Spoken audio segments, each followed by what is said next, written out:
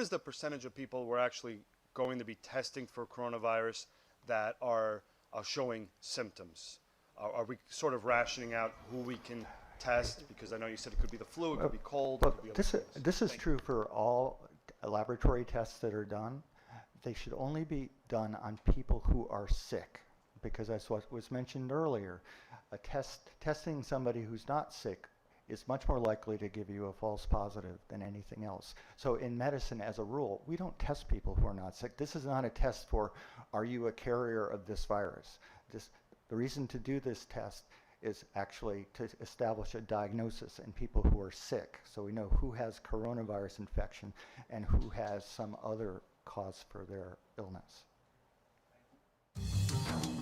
Okay, that was the state epidemiologist Matthew Carter back in March at a hearing for the coronavirus. Before everything just went crazy and shut down, I got Victoria Eloise live in the house, and we're going to be talking about testing Ned Lamont, Annie Huntress Lamont, SEMA4, and all that good stuff. Welcome back, ladies. So nice to see you.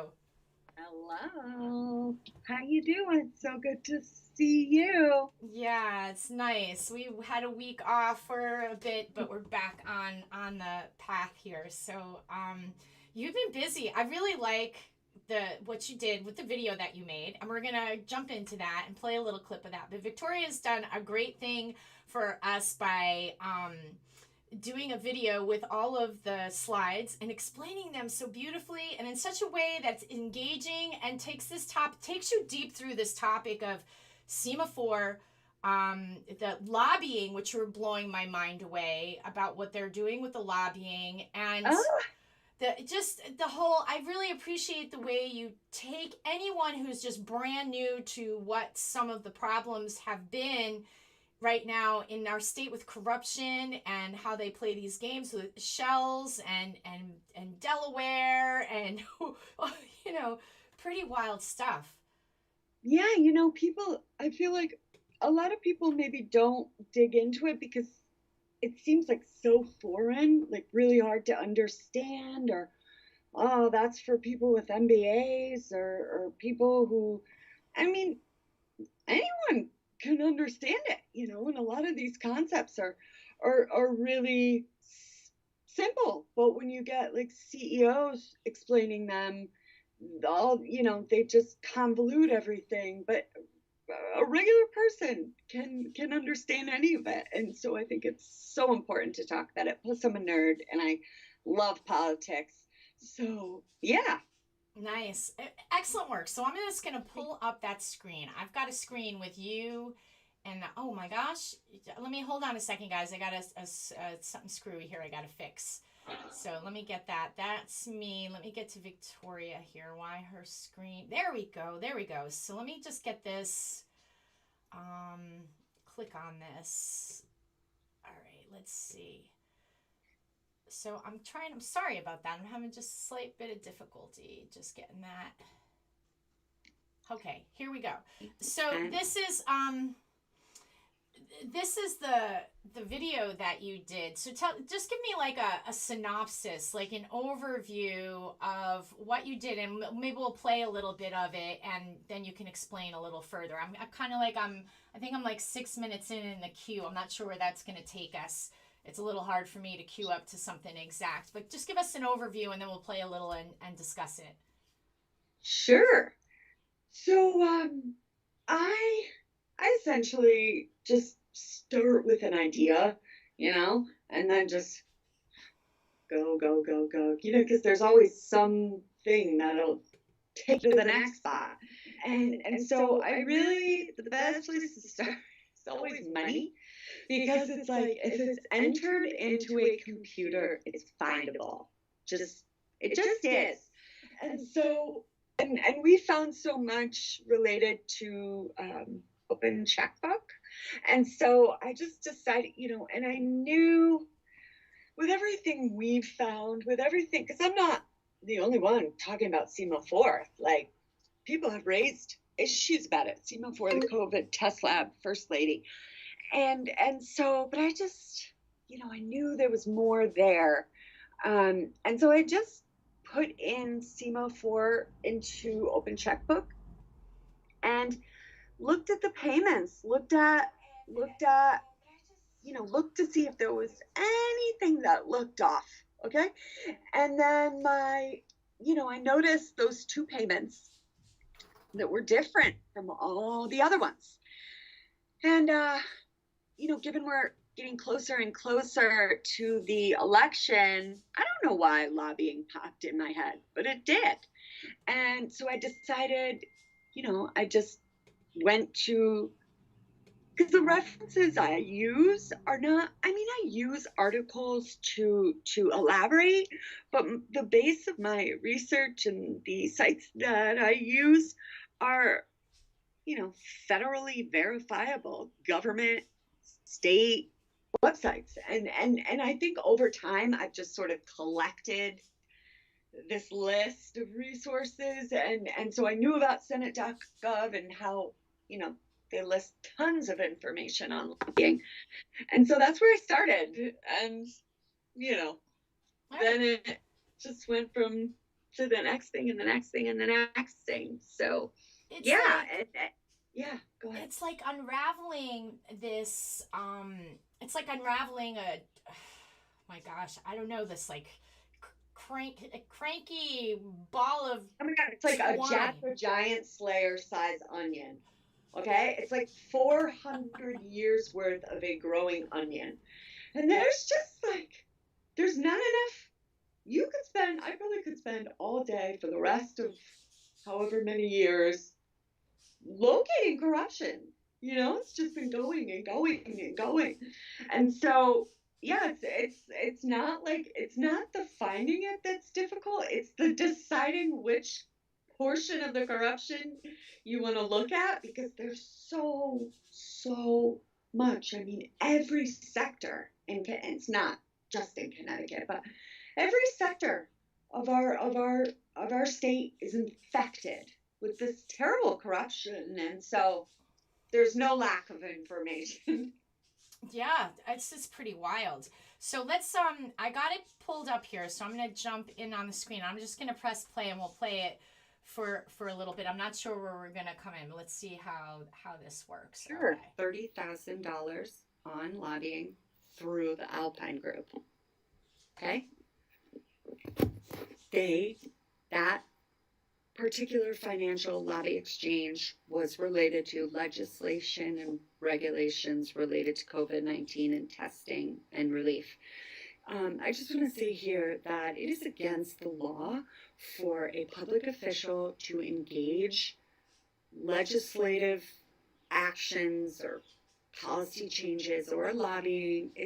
That could or would benefit their own financial interests. So it is illegal for Anne Lamont to engage legislative changes for SEMA4, because any changing federal law related to COVID-19 testing will benefit Anne Lamont, will benefit SEMA4. That is illegal, and she doesn't care. Yes. So this is just page 3. It says specific lobbying issues related to COVID-19 testing and relief. Okay? Who is Alpine Group? They are like the G's, the OGs of lobbying. They lobby for people like Facebook, okay, Ford Motor, AT&T, really big. And this is, there are dozens of big companies that Alpine Group lobbies for. This is just a screenshot of a few. This is, we also saw, really quickly,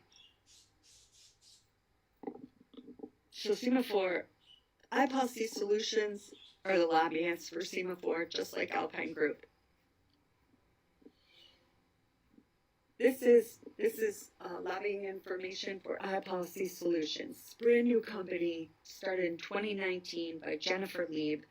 She is actively lobbying for Connecticut. It says right here, SEMA4.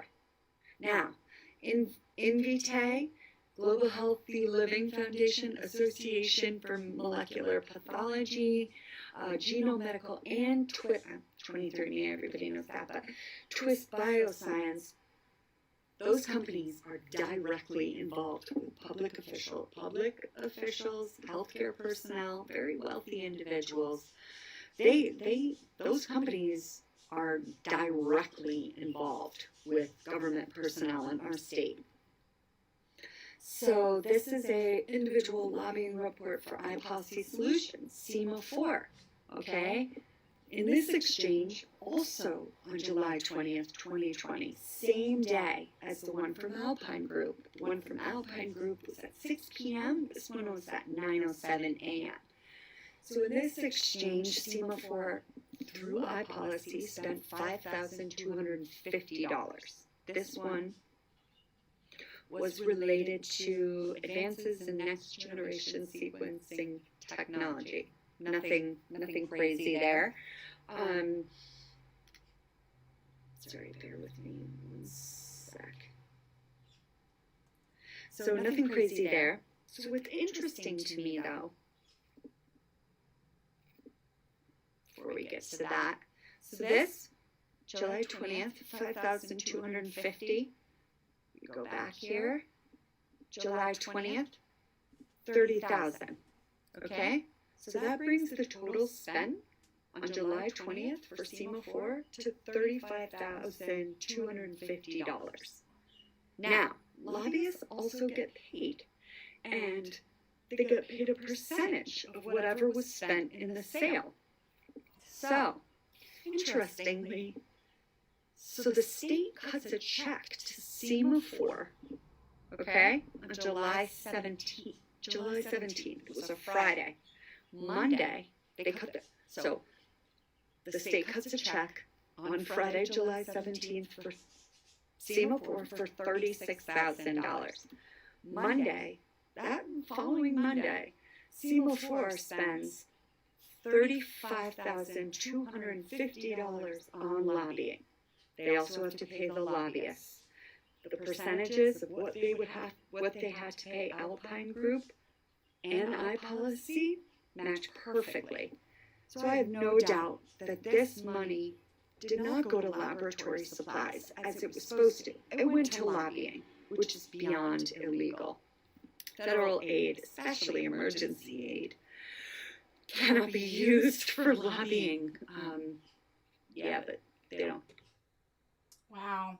This is pretty powerful stuff, Victoria. So what we were just listening to, Victoria made a video and she's going to go deeply into this whole topic and of course explain some of what we were just listening to just now, but I just want to let folks know that that's about an hour-long recording. It's really in depth. You get a real good feel for this awful corruption in our state. So tell me, what were you sharing with us with SEMA4, the lobbying and the connection to payments being made, and how the lobbyists are obviously paid for the sale? It's so hard for me because it's like any job, you get paid for your work, and if you work for a firm, obviously, and the percentage, the Alpine Group that helps SEMA4 spend $30,000, they're going to obviously, the lobbyist is going to get paid more for that sale because they spent $30,000 as opposed to Jennifer Lieb, who helped SEMA4 spend $5,000 for $5,250. And there's a lot of things. So lobbying is super simple. I mean, you have to get training and stuff, but really, you can call a senator, you can email a senator, you can go, how you go to job fairs? Well, they have kind of convention things like a job fair for lobbyists.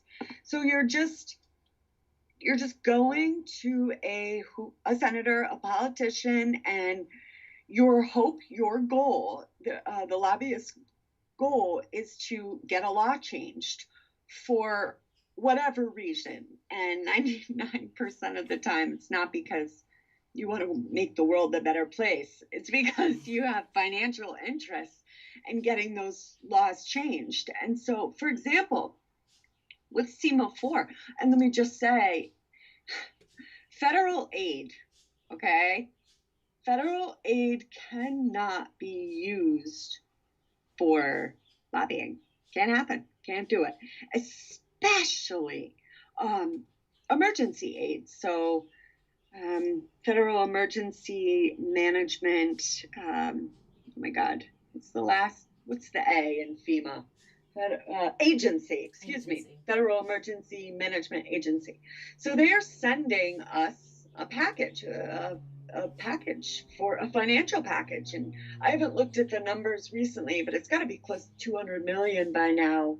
And the people who are getting it, who are stealing this money, this FEMA aid, people like Lamont, people like Jack Rubenstein, CT, LLC, they're, I mean, obviously you can't steal aid, but I mean, they do, but you can't use it for lobbying. That's not what it's for. And I just thought it was so interesting that those two payments, I didn't look into the $75,000 one because I had found something else, and but it can't be, and it's not just that you can't use federal money for personal benefit. The governor and Lamont, they're not allowed to use, it's called use of office, and it's absolutely prohibited in law, state law, federal law. The laws they are breaking have been done and decided for years. And so to use your public office, now Anne Lamont is a public official. She is a non-elected public official. That's how she's categorized by association of her marriage to the public official, Governor Lamont. And so she is bound to the exact same rules as Governor Lamont. Exact same rules. You can't. The things Governor Lamont is not allowed to do, she's not allowed to do, but they're both doing them. So you cannot use your public official position for financial benefit. Can't do it. And so and you definitely can't, even if it wasn't COVID times, you cannot attempt to modify legislation that will benefit you financially. You can't. This is like Constitution stuff. It's been decided for years. And so, and for her to be directing a lobbyist to go and change COVID laws is beyond illegal. And so, and it's just wild to me. It's also interesting that they have Alpine Group. That's like like I said, they lobby for Facebook. They lobby for AT&T. They lobby for really, really big companies. And then you have this other lobbyist that's really, it's a brand new, it started in February 2019, iPolicy Solutions. So they have a group that knows all their lies, that knows all their philandering. Connecticut has used Alpine Group for years in their lobbying endeavors. So they have that one group, and then they have this new lady who either knows nothing about what goes on in Connecticut, which I highly doubt, and she's brand new and bright-eyed and doesn't know the truth and is being used, or she's kind of willing to do whatever for the right price. And I was really hoping that SEMA4 shouldn't even be lobbying. They're only a couple years old. Like, they don't need, it's just such a conflict of interest in so many ways. Yeah, now, one thing, and we didn't get that far in this tape that you did. I was listening to it earlier, which, guys, really you want to check that out because Victoria does a great job.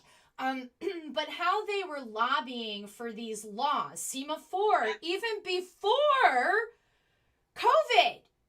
And they were trying to change the patent laws, and then there was something else. They were trying to change the laws on patenting things, and then they were trying to change something about COVID response or Yep, something. data. Let's They talk a were little trying bit to about get that. data privacy laws loosened.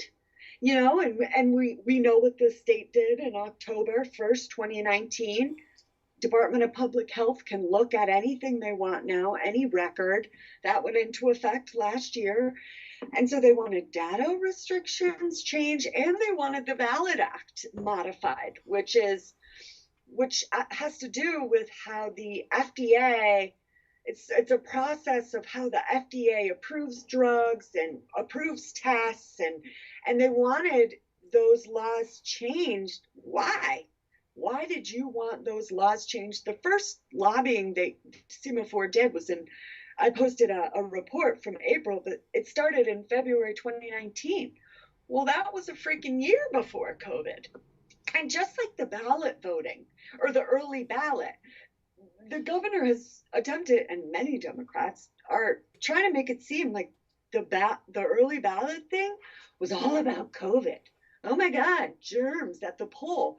The state started lobbying for not only lobbying, they brought the bill they proposed it in the state, in the House during a session in January 2019.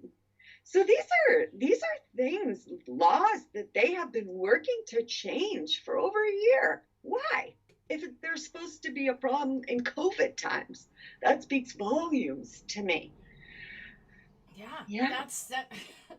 It's amazing to me that Annie Lamont and her company Oak Healthcare FinTech, along with Thermo Scientific, are able to do this. They are controlling our state via executive fiat outside of the legislative process. I mean, we have three branches of government for a reason. I mean, it's a very valid, important reason why we have three branches of government.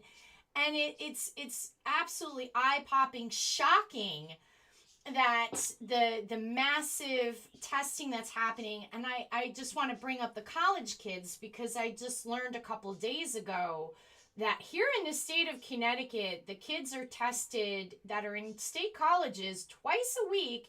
If they test positive, even if they're exhibiting zero symptoms, they are quarantined. Now, I'm not sure if they are forced on lockdown. Like in the United Kingdom, in Manchester in the United Kingdom, there's a video of students literally under lockdown with police guarding the building, where they can only come and go for certain periods to certain places. And it's really scary. And it's all based on this testing. Yeah. Yeah. That's terrifying. It's all based on, actually, my best friend, she is a head chef at a university in the area. I don't want to say which one, but there's a whole new section of campus for like people who have traveled outside of Connecticut, students, or people who have a fever or anything like that. They have their own section of campus. They eat in their own restaurant. They're totally segregated because they traveled out of state. And to me, that's insane. You know what I mean?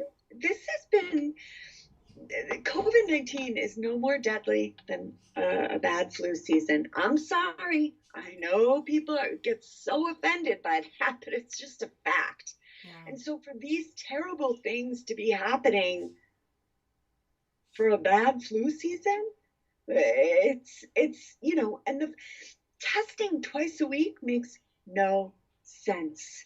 Why would you do that? You don't need to test twice a week. Yeah, they do, because they want the money. They want the money and what they're doing. And so when the governor, and this is where I really want to drive this home with people, where they need to hear this and understand this. We have three branches of government for a reason. For this particular reason, in this particular moment in history, three branches of government protect us from things like executive fiat. When Governor Lamont's wife, Annie Huntress Lamont, one of the founding members of Oak Healthcare FinTech, who has made billions of dollars in health, financial, technical industries, or technology industries there, how on earth are we sitting back here allowing this to continue? The legislature should take back their power. They should be back in session, and they should be planning an investigation of Annie Huntress Lamont, Governor Ned Lamont, and all of the people sitting on their reopening committee, because this is just off the charts, just crazy. I can't even believe that this is actually happening in Connecticut and all over the place, because it's not just Connecticut. But I love the way you always put it. You're like, here in Connecticut, like we kind of like discovered this philandering with shell companies and playing these games and totally being corrupted. It's a Yes. we're in the belly of the beast. I'm sorry, go ahead. No, you go ahead.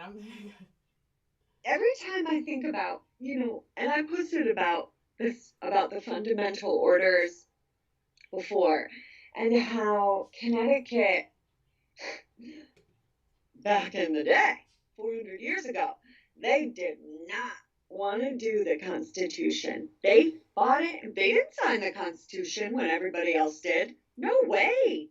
It was decades before they finally, acquiesced. And I think that, we never got over. The fundamental orders were basically an extension of Kingsland, like King Edward, we never, it's been like that since. And I think this slowly, for a while we got away from it. We weren't alive for those days. But I think that as the longer we went and the more people forgot, and the longer we kind of forgot what it's like to lose freedom, it was like a slow burning insidiousness. And now we have this, he really is a dictator. I can't believe it. Yeah. And I think also, that if Trump wins, sorry, please hope, if he wins, I think the investigation, because he's not going to give a shit. He'll have another 4 years, and we are gonna see a phenomenal amount of indictments of Trump and his administration cleaning house of all these corrupt Democratic strongholds, because that for the legislature to not be doing anything about this clear violation of so many laws, it just speaks to how entrenched this, especially in this state, Republicans are involved too. It's not. So I think I think that no one's going to do anything before the election. Just not going to happen. Their political positions matter more than rights in this state. So yeah. It's very frustrating. I'm so utterly frustrated on epic levels too, because I get aggravated. So now lately, the Republican Party in Connecticut is being a little more aggressive, but in that kind of way that you do before an election. Of course. And it's like, you know what, you guys, what have you been doing? Yeah, if it's going to be all a show, because then we see them playing tennis with the governor, bumping arms and stuff. So if it was me and I knew that my constituents were being lied to and manipulated, I wouldn't be able to be in the same room with the governor, let alone hugging him on the tennis court, And so so it's like I want to believe that Republicans here in this state are really trying to help us. Well, you weren't trying to help us prior to a week before the governor made that decision. So it's really up to us. It's up to the regular people. Yeah, and I say this all the time. So what's exciting, I think, for Connecticut with this election coming up at the local level is really exciting that some people are running for office, and there's some hopeful elections, pivotal elections happening with good folks running for office that were, regular citizens, tired and fed up, who have been motivated to run for office.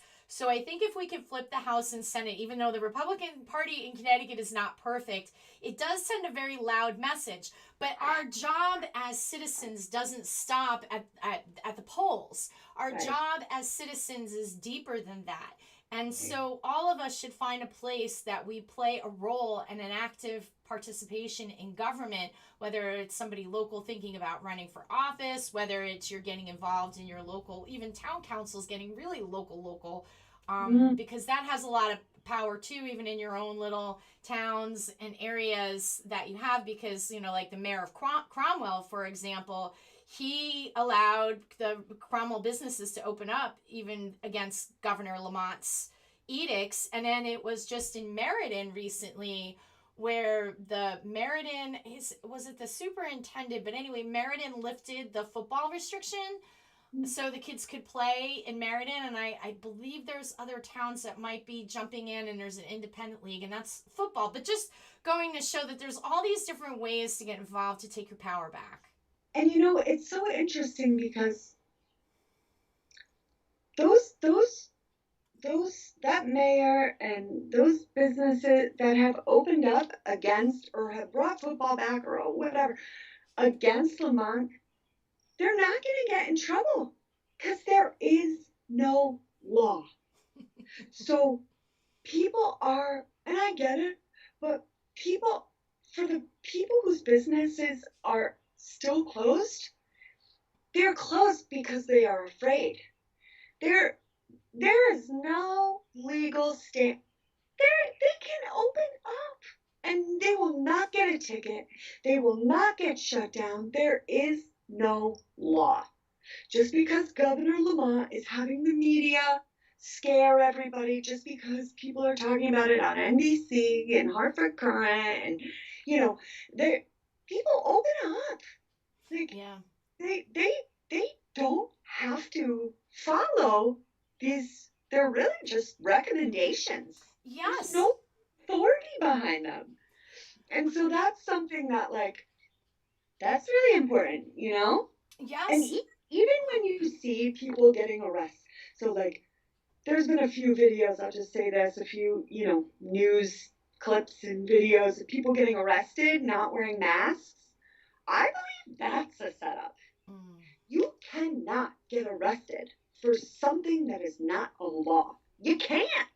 And so I wouldn't put it, because the media lies every day, all day. So I wouldn't put it past it. When they talk about handing out $1,000 tickets for travel, I have not met and I've looked at you can go on justice.gov, you can go on all these, there's places to look for people who get arrested or who get ticketed, and there is no records of any ticketing going on. So so why should we believe, they're liars. So why should we believe that these ticketings and arrests are going on if they're not, we don't have proof. The news is telling us. So this whole thing is run based on fear, and I just wish I could do a loudspeaker to every business, open up. You're allowed to. Yeah. No. Well, the state will even say there's tons of lawsuits happening right now. One particular lawsuit I'm thinking of, because I was in that hearing virtually with the Connecticut mask lawsuit by Connecticut Freedom Alliance, and the one thing that he kept on saying, these are guidelines. The state's argument, the lawyers? Yeah, the lawyers. So the state's the district attorney, the public, the state district attorney Cunningham kept arguing that the mask rules in school are guidelines and there's exemptions, and it just is so fascinating to me that the language is there, right? But they say guidelines and it's synonymous with laws they're trying to make it like that. But then they try to, they want to skirt out of it and say, well, it's just guidelines. It's not law. And they admit it.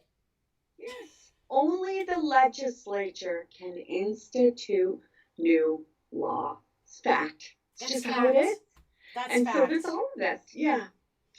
And I think that they rely upon a lot of this, talk about misinformation and fake news and all this stuff that's going on.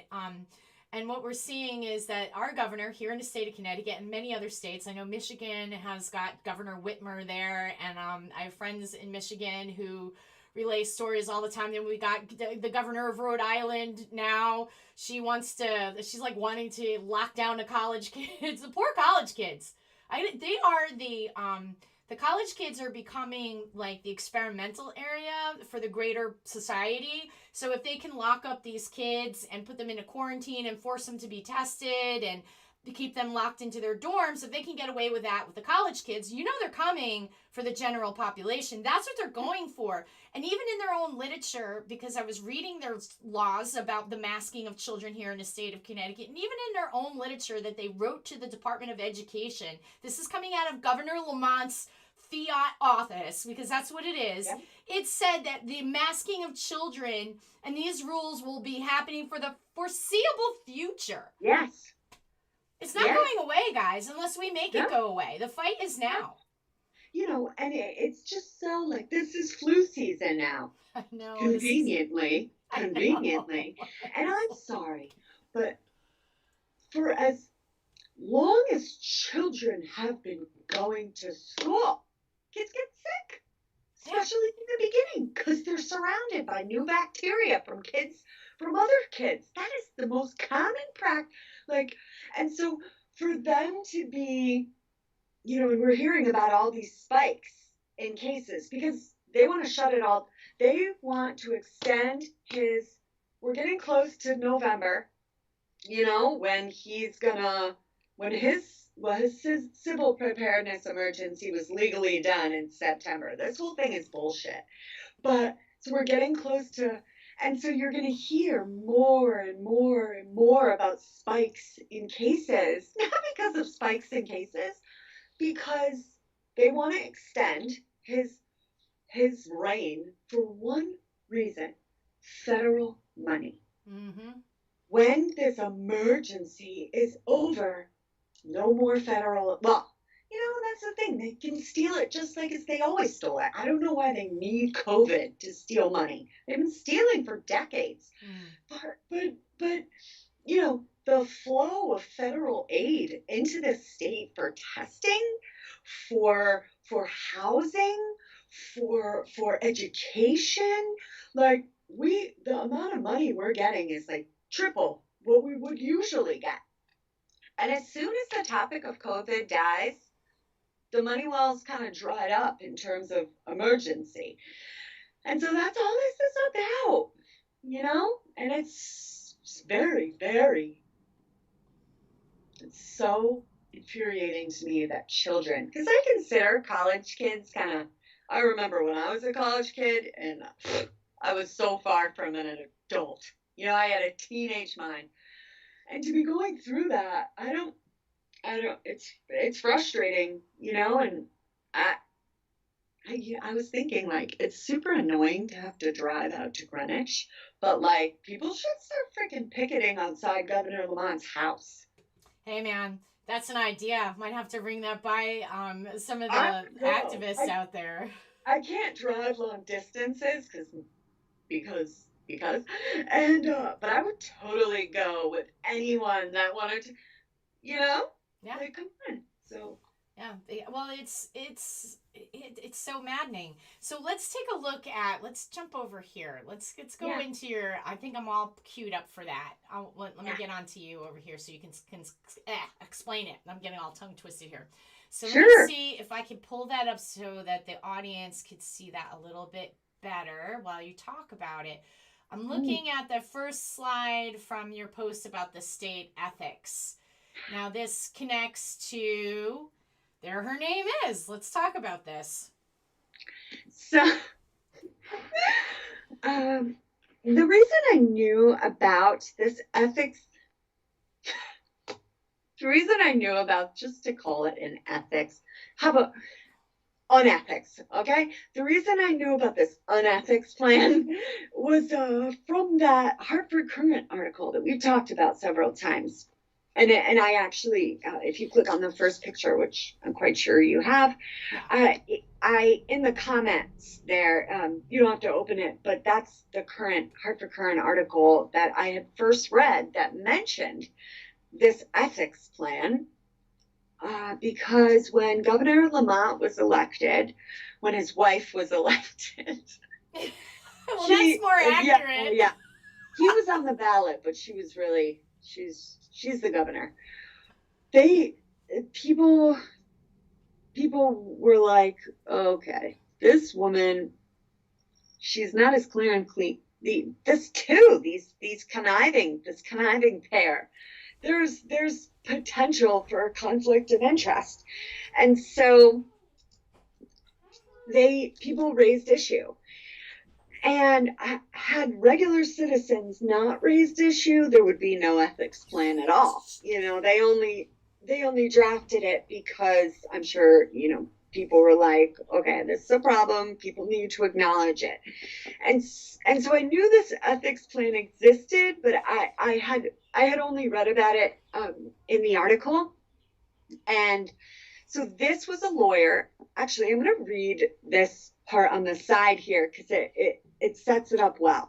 So according to a June 2020 article from the Hartford Courant, now I just quotationed exactly here what the article says. The Lamonts prepared a plan that involved their recusal from any state action affecting Anne Lamont's businesses. Now this is the article, but they're talking about a official state submitted document that they agreed to, that they signed. So their recusal from any state action, resignations from corporate boards. It's just funny to me. If anything, she's now on more boards than she was. Resignations from corporate boards and the appointment of neutral intermediaries to manage personal investments. 5 months into Lamont's first term, the Office of State Ethics endorsed the plan in a 16-page legal opinion. This is that legal opinion. I've only screenshotted, I think it's like 8 pages, but the very first comment on that first page, you can get, I posted the link to the entire brief. So the article goes on to say that one of the governor's state lawyers alerted the ethics office to the SEMA4 contract, you know, regarding COVID, SEMA4 contract as it was being signed. Sure. In compliance with the ethics plan, Lamont staff said he had been insulated from the award process, which means like he had nothing to do with it. It was totally Anne. He had been insulated from the award process, and has an added measure. The governor and his wife have offered, oh, this is great, have offered to forego any income that may accrue through Oak Health. So they will forego any income that may accrue to them through Oak Healthcare and FinTech during Lamont's regime. So she was going to give up all her profits. This is the last thing I'll say. The administration could have avoided, this is also in the article, the administration could have avoided the appearance of favoritism by removing SEMA4 from the list of laboratories eligible to submit proposals for state work. But Joshua Gabal, I said a typo there, but Josh Gabal said there was no need. No need. He said the recusal plan was effective and SEMA4 and the other labs were chosen by an independent committee of scientists who probably were unlikely to even know about Anne Lamont's stake in SEMA4. Please, don't make me laugh. Oh my God! Wait a minute! What? Yes. And so, I mean, and there's another, actually, I think it's one of the screenshots in here of the pages is Hold on, the let me get governor back and in Ann there. promised any profits from SEMA4 they would donate to charity. What? Wait, so what slide is that particular Okay. one in? So this is the first page, the petitioner's inquiry. I set forth 5 specific questions discussed here is whether Governor Lamont and his wife have taken adequate steps concerning their businesses and financial assets, okay, in compliance with the code of ethics, which is like laughable. So we can go to the next page. And this one I'm looking at, you've got it highlighted in the ordinary course of state businesses. Neither the governor nor Miss Lamont would be involved in such a. We already talked about this. Let's see. Actually, no. I think. Let me see. So it should be back. So if you go to if you're at the first slide, yeah, the first picture, you just go to the next one. It should be. Let me see. I may have to back. Wait. Oh, maybe I went. Oh yeah, you were right. I I'm think right. you were Okay. right. I think I screwed up there. I'm so sorry. That's I'm sorry. okay. So yes, in the ordinary course of events, or excuse me, in the ordinary course of state business, if you weren't Governor Lamont and Ann Lamont, neither the governor nor Mrs. Lamont would be involved in such contract negotiations. Enter into any contracts on behalf of the state or be responsible for implementation of such. The law is, and I think it says in the next ones, if it's a family member of a public official, no contract can be entered into that costs $100 or more. So like sometimes public officials will do little charity contract things, but it has to be less than $100. Anything more than that, it's absolutely illegal. Okay.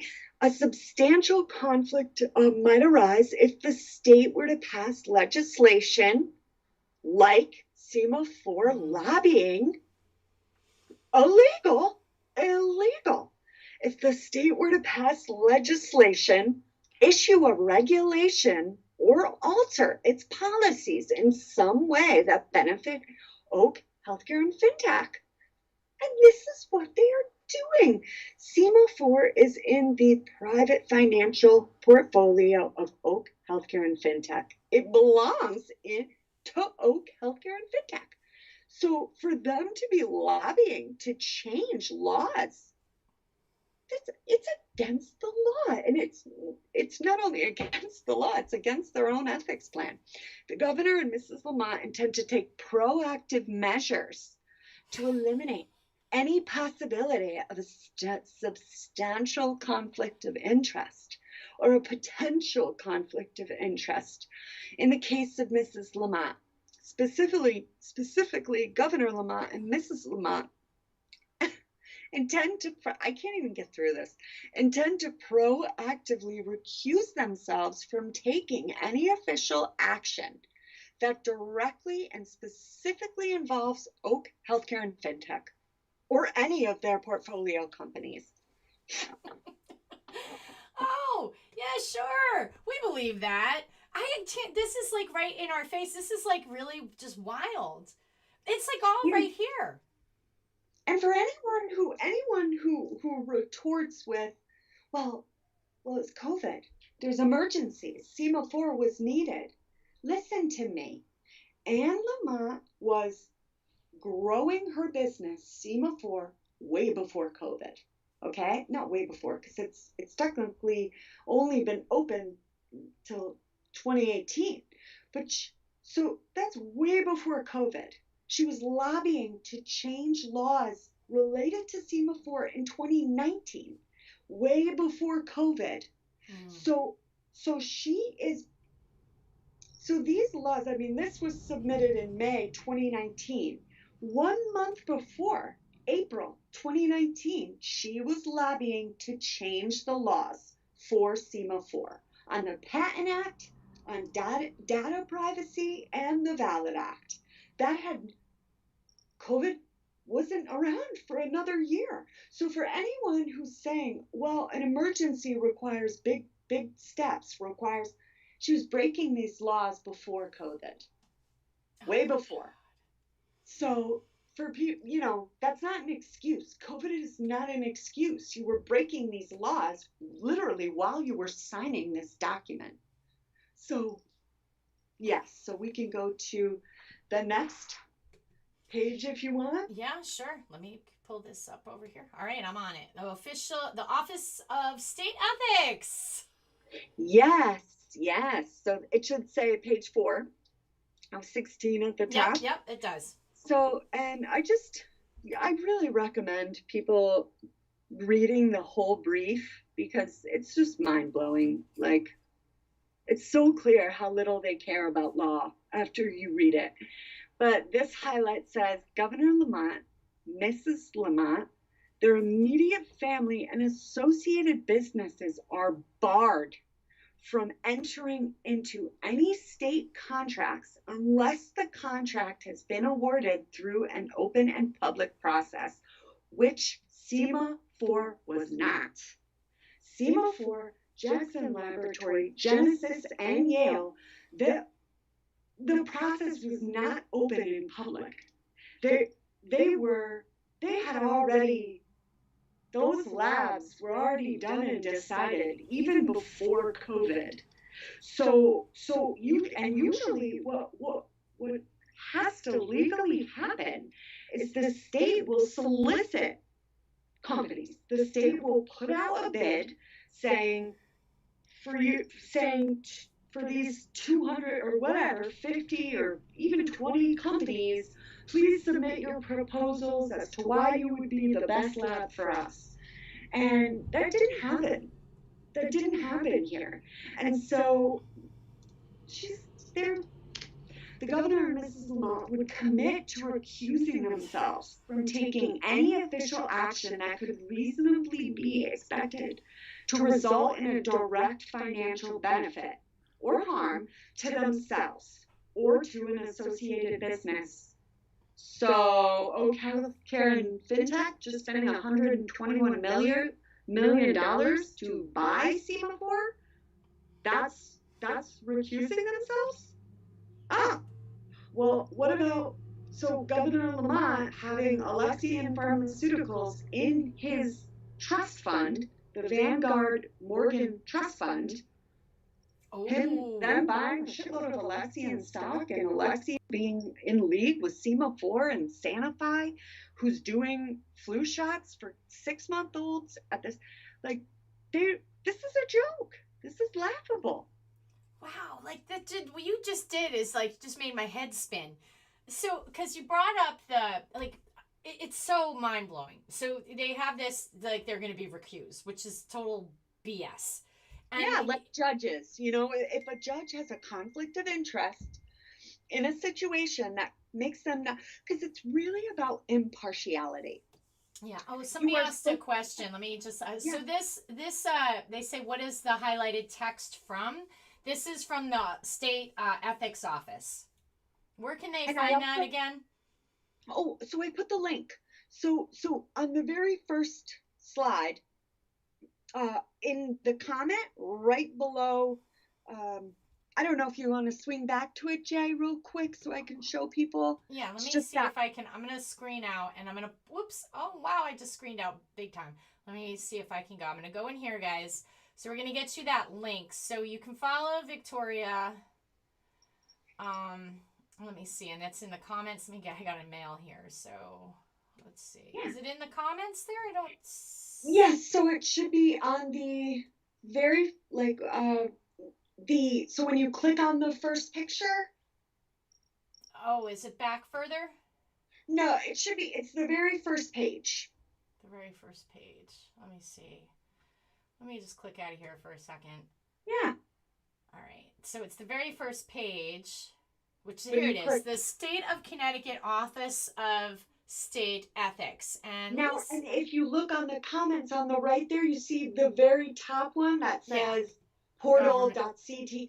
That's the link that will take you to this brief, to this state, everything we're looking at. That's the link. So I'm going to see if I can cut and copy this right even into our live if at all possible. So this is all you got to do, guys. This is the state of Connecticut Office of State Ethics, where you could read this whole thing, which you should read this stuff because this is all really important. Governor, I'm just looking at it now as I'm going through, there her name is, Miss Lamont. Listen to this, is the co-founder of the executive managing member of Oak Healthcare FinTech Management Company. Oh, I thought it was a venture capitalist company. I guess it doesn't, I don't know. Well, venture capital. So basically it just means we manage startups. So for venture capital companies that are up and coming, booming startups. If you're a booming startup, we'll manage your money. That's all it is. Yeah, it's really just, so when you guys take a look at this, you're really going to, knowledge is our greatest tool here. It's one of our greatest, knowledge in action, right? Yes. So when you know this stuff, you can help spread that knowledge to your friends and family. What great topic at the table at dinner time. Yes. But I think, and here we are in Connecticut, we are in the belly of the beast. And these are, there's, hope is not lost. And I see that people they're down in the dumps. They feel like the corruption is so overwhelming. And I totally get that. I understand that. But your knowledge is your best start to build your power back and then direct action. And, life is the journey. It's not the destination. So enjoy yourself along the journey. We're all, got to fight this battle, and we got to wake up as many people as possible that this is happening. I mean, it's right here. This is great. What a great resource and what you dug up here. And this is all just public information. I hate when people sit there and say, you conspiracy theorists. It's always ad hominem attacks. These name calling, and I'm like, I just want you guys to look at the freaking information that's sitting right here in your face. It's like, how do you not, if you were, I feel in a way bad for them because, ignorance is bliss, and I get that it's hard for people to reconcile the idea that a system they've been paying into, they've been sending their children to school into, they've been getting their medicine from for their whole lives could be lying and manipulating them. So I get that people have a hard time reconciling their psyche, but as you put out, and that's why I put out totally verifiable government data so that people can, this is from the state. So, and I want to make sure could we just go to page 7? It says page 7 on the top there, on the top right. I think it's, just the next one after what we were just looking at. Let's go over to here. So page 7. So this is the state ethics report that you guys can see as well. All right, here's page 7. No, I think it's just a perfect example of literally how little they care. Hold on a second. Facebook did something weird on me. Let me go back. I lost it for a second. Sure. I'm on page 3. So did I move up or down? Oh, let me go back. Sorry about that, guys. So let me start. Here we go. Let me get through here. So there's 3, 4. There's 7. Okay. Sorry about that. Sorry, Tarita. Nope, that's okay. So on the bottom here, where it says Mrs. Lamont's continued involvement in Oak Healthcare and FinTech, and OIP, both the governor and Mrs. Lamont would resign from any board memberships and trusteeships they currently hold. Now, do you see the comment on the right there that show it's her website where it says Oak Healthcare and FinTech? Oh, it did. Let me see. Let me click right on there. No, I don't know if your audience can see it, but oh, this is her. This is all the boards. Let me see if I can blow this up at all. Yeah, I can blow it up. Like it says right on there. You can read it out if you want. Like how many boards she's Yeah, on. so here are the boards. If you guys can't see that, the boards: Brightline, CareBridge, Independent Living Systems, Oncology Analytics, OODA, Point Precision, Medicine Group, Triple Pill, Vesta Health. Truebill, Quartet, Vesta Health, Yep. Village MD, Board Observer. So, My gosh, she has totally made a fortune. She's a technocrat. she should be in jail. Yeah, yeah. This is really disturbing. Like she. This is, I think, Connecticut's most corrupt. Now, granted, we're in the belly of the beast, and this was kind of philandering has been going on a long time. And like just to touch back on what you talked about before, where Lamont's trust fund, where he's got the, what did you call the trust? What was the name you used? The Morgan. The Vanguard. No, they are in so many trusts. It was over 100 in 2013. So I can only imagine how many they're in now. But the Vanguard Morgan Trust. Vanguard Morgan Trust. It's now, so Morgan, so let's just say, to educate the audience a little bit, some people may know this by following us. We talked about it before.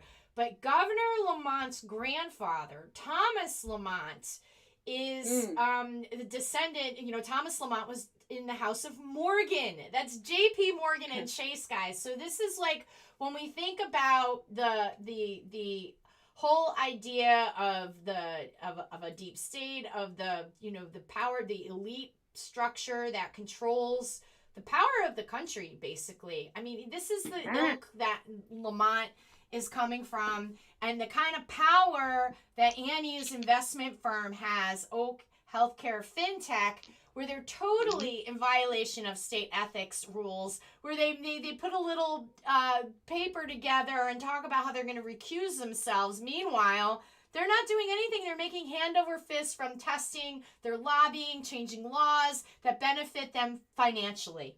And it's all documented. There's proof, and we have to put pressure, especially after the election, and we'll see where we are at that point here in Connecticut, where we are and how we could pressure. There's got to be some kind of action taken. This is beyond acceptable corruption. This is disgusting. And at the same time, if we allow ourselves to continue into this realm, we are going to, people laugh, oh, you're liberty, oh, you're this, oh, it's a virus, you got to be safe, I wear my mask because of you. I just want to scream. I want to go up to them and smack them in the face. I can't take it. Yes, I'm going to be that rude about saying it, because you guys don't understand what we're up against. You're ignorant, and you need to stop it. I mean, I don't know how else to say it. It's just like, let it go, man. We're the ones that are fighting for you. Yeah. They're not fighting for you. They don't care. They don't care about, like, the governor and his circle. They don't give a shit about any, like, they don't care. We care. The people, even the people who are calling us conspiracy theorists, hey guys, we're fighting for your rights. Yeah. We're not just fighting for our rights. We're fighting for everybody. That's right. And so, it was so brilliant to use how they use COVID, because the mask thing is like, it is very clear who's not wearing a mask, right? So they have pitted, it is unavoidable who wants to wear a mask and who doesn't. So they have made it so anybody who is fighting for rights, or anybody with a disability, they are the ones being attacked, because we are being separated based on what we're wearing on our face. Yeah. And they don't have to do anything about it. The people in the street are. So anybody who is speaking out and speaking up for liberty or whatever, or anybody who is sick or who has trauma that can't wear, they are being belittled, because that's what they want. And in the meantime, we've got a situation. I'm just going to pull this up too while we're talking about it. We got a situation in the meantime where the real bandits, the real problem, the people that you should be looking at are behind the scenes while you've got this whole like this ridiculous policy that's, you know, putting a divide within the people. I've never thought in a million years as a medical freedom activist. I mean, I knew I'd be battling, you know, the right to decline a vaccine, but I never thought in a million years as a medical freedom activist I would have to fight so hard for the right to breathe the air, especially when you have situations like this with this lady who is, you know, Annie Lamont, who is totally full of conflicts of interest, who is running our government behind the shadows via fiat and destroying our life in Connecticut, destroying our economy. Suicide rates are up. Depression is up. People are neighbors are turning on neighbors. Fines for not wearing masks, and like you said, where are those fines? Who's enforcing that? I have not worn a mask. I'm not going to wear a mask, and I have not been fined. And if they fine me, I will take that as an opportunity to go to court, because I will not pay for a fine to cover my face, thinking that that's going to keep me safe in an atmosphere from a virus. We live in an atmosphere, folks. There are things on your skin you don't even see, okay? The air is an atmosphere. It's like pissing in a pool with your bathing suit on, thinking that pissing in a pool isn't going to affect anyone because you're wearing a bathing suit. It's the same kind of thing. Sorry to be crass, but my gosh, what kind of... It's so true. It's like, you know how you want to go to the beach, step on the sand, and then try to avoid the sand. Okay? That's freaking germs. Avoiding germs is like avoiding sand at the beach. You can't do it. I love that. They're all over gas handles. They're all over credit card thingies. They're all over ATMs. They're all over everything. And now, actually, your one savior, the one safe part of non-germ is the air. Okay? Oxygen. And so I don't see people going around wearing gloves to touch all these buttons, to do all these things. You don't go around with wet wipes and, you go everywhere and wipe everything. No. You're putting a mask on your face. Something that doesn't, you don't need to be masking yourself from air. No. Okay? Coronavirus lives on plastics. It's not like an oxygen bug. It doesn't even make sense. So, yeah. Craziness. So have we gone through all of this here? We have two more. All right, and I'll just read them quickly. Let me get in here to make sure I can.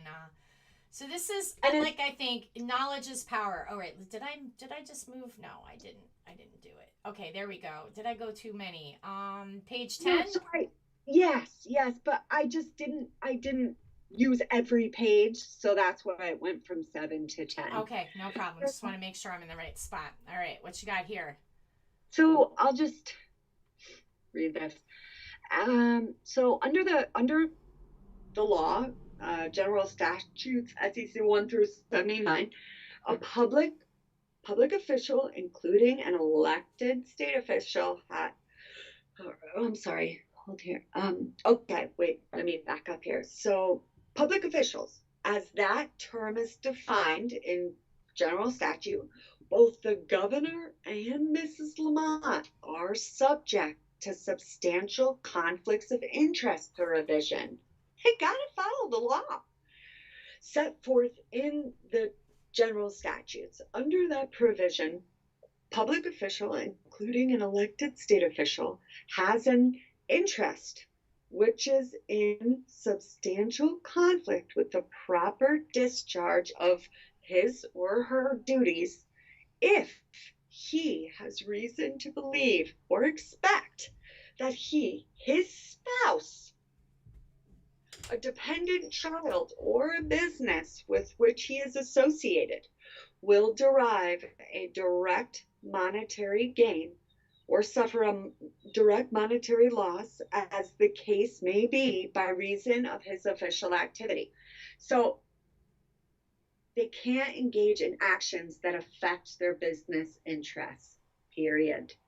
That is the law. It's not even an ethics thing. I mean, it is, but it's the law. They don't care. They don't care. Look at that, guys. There you are. I blew it up real nice and big for you so that you could look at that yourself. And you could go to the state ethic. I'm stumbling over my tongue. You can go to the state ethics website. You could see all that for yourself. That is just pretty profound. I mean, we have got to do something. He has got to be investigated. Not only do we need to make him a lame duck governor and voting him out of power and voting new blood into the state legislature, but he needs to be investigated. I swear, if we could get Lamont investigated, this will start to unravel the whole corrupt thing within our country. It's like, this is like the root of the problem. We're here in the Northeast. This is like old money, old blood, old banker blood thriving here. We're the Constitution state. Yeah. What does that say to the rest of the U.S.? Yeah. Well, if the Constitution state is breaking all these laws, what's the big deal? Yeah. Imagine if the Constitution state was cleaned up. Oh, wouldn't it be beautiful, guys? Wouldn't it be beautiful to clean up the Constitution state in a real way? Needs to be investigated, or actually, I mean, he has to be fired. We have to get rid of him. Josh Cabal. Yeah, Josh Cabal's got to go. We should just, you know what? Where we should do is get the low-lying fruit first, because they'll let him be cut easily because they only care about themselves. We should just get the low-lying fruit, make a campaign with Josh Cabal, and just go to town with memes and videos on Josh Cabal. Yeah, he helped them write this. He helped them write this? Yes. This ethics plan. Oh my God. You can't make this stuff up. You can't. And you know what drives me crazy? When I see the press conferences with Josh Cabal there talking about the testing, I want to jump through the screen and like throw like my phone at his head, you know? He's creepy. He's it's like, these people, what do they know? What does a person who lives in an $8 million mansion, what do they know about you and me? Not a damn thing. And so for, and other legislatures too, we're coming for you too, guys. You think like we're just going to focus on, the Lamonts are the worst right now, but it is in your best interest to get rid of this guy, because things are just going to get worse and worse and worse until your participation, your philandering is also going to be investigated. This is not good for anyone, No, it really is not. It's terrible for the future for our children. I've my husband and I lately have been talking about what do we do if the state sinks? And I don't even want to think about that because I've been in Connecticut for so long, and I love New England. I love the change of seasons. I like the fall. I like the summer. I like the winter. I like it all. I love the fact that there's this change, the beautiful old classic houses, the people. I want to be here in the state that I've been in for so long, and I'm so angry that this governor is ruining life here in Connecticut. He's destroying the local economy. He's destroying everything that is beautiful in a nutmeg state, and he's crushing the will of the people with his corruption, with his backdoor deals, and his rule by executive fiat. It's disgusting, and I'm tired of it. Yeah. But you know what? It's so funny. Like, he's not even doing that. We are letting him do that. You're right. Because none of this is legal. We don't have to follow a single guideline of his. We don't. There's no legal it's a fact. And why do you think he's closed the courts? Yeah. Why? So that people could not go and say, oh, no, this is not legal. No. He wanted everything shut down so that he couldn't be challenged on doing all these illegal things. And so people, we give them their power. Okay? We are the rule followers. They don't give a shit about rules. They don't give a shit about law. They are the ones breaking them. But we're following them. But these are not laws. So for people whose businesses are not open, for people who are being mean to other people about not wearing masks, for people who have doctors' offices telling them you can't bring a trusted individual to an appointment, if something feels wrong, if that's because it is. And so for all these things, like, if you own a business, don't let this pipsqueak, this billionaire pipsqueak, keep your business closed. He can't do it. So we have to realize our power, because then they're nothing, you know? Yeah, absolutely. So yeah, I mean, we're letting them get away with this. All we have to do is realize, you know what? Nah. And open up. Open up. Open up, man. So we got one more slide here. Yeah, it just really goes through kind of the same thing. Other elected official. I would say there's one more page here that might be okay. Here, the last. If you go to one more, that's the last page. It should that'd say be 12. page 11. 12. 12. Okay. Yeah. Okay, let me pull this up and bring that on there. Okay, go ahead. What is this we're looking at? So I'll just read this. Under the proposed recusal process, which includes the creation of a regularly updated recusal list with respect to Oak Healthcare and FinTech, OIP, and any of their respective portfolio companies, Governor Lamont and Mrs. Lamont will 1. Abstain from any official action that directly and specifically relates to such companies. Okay? So, like, I can't even. 2. Exercise no oversight responsibilities for matters relating to any such companies. 3. Take no steps to attempt to influence the outcome of any actions related to any such companies. So, because the recusal is the remedy for both substantial and potential conflicts of interest, the proposed recusal process to which the governor and Mrs. Lamont will adhere is appropriate under the code and should engender compliance with its provisions. Wow. So, yeah. So this is a big joke to them. And I think it's, once people really, so like, I read I love the Constitution. I'm a history buff. Like, I love history, and I love history on American government. And so, there's so much to read about the Constitution, and this document is the most.